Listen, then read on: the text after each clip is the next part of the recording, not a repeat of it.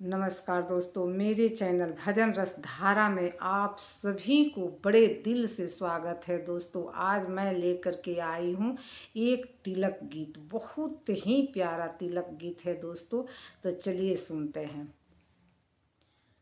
आजू जनकपुर से तिलक आई, आजू जनकपुर से तिलक आई, शोभा बरनी नाही जाई माई, शोभा बरनी ना जाई, शोभा बरनी नाही जाई माई, शोभा बरनी ना जाई।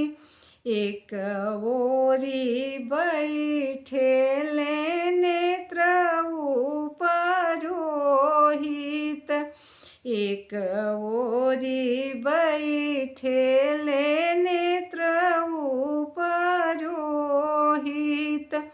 एक ओरी जनकपुर के लोग ये माई, शोभा बरनी न जाई, एक ओरी जनकपुर के लोग ये माई, शोभा बरनी न जाई।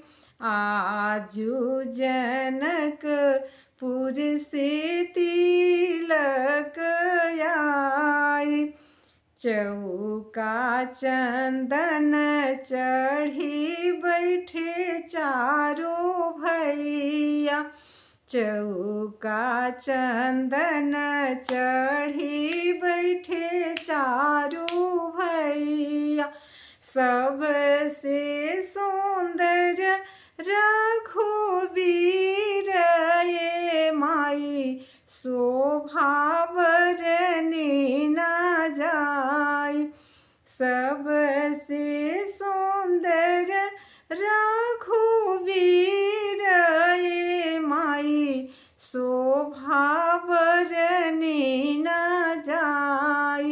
राम के सूरत चांद छापित भयो, राम के सूरति चांद छापित भयो, शोभा बरनी नाही जाई माई, शोभा बरनी न जाई, शोभा बरनी नाही जाई माई, शोभा बरनी न जाई।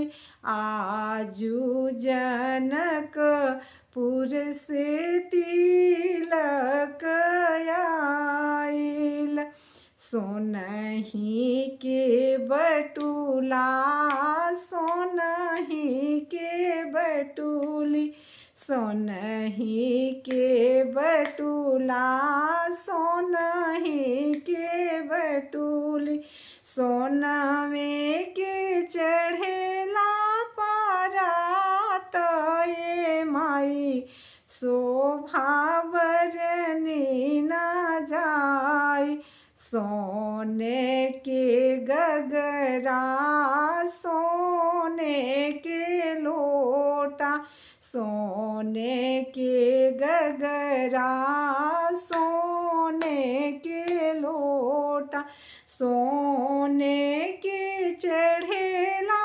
गिलास ये माई, शोभा बरनी न जाई। आजू जनकपुर से तिलक आई, शोभा बरनी नाही जाई माई, शोभा बरनी न जाई। नमस्कार। नमस्कार दोस्तों। कैसा लगा ये मेरे तिलक गीत? अच्छा लगा हो दोस्तों तो लाइक, सब्सक्राइब और बेल आइकन को दबा करके प्रेस कर दीजिएगा कि जो भी डालूं आप सबके पास सबसे पहले जाए। तब तक के लिए नमस्कार। फिर मिलती हूँ कोई और दूसरे अच्छे से अच्छे गीत लेकर के।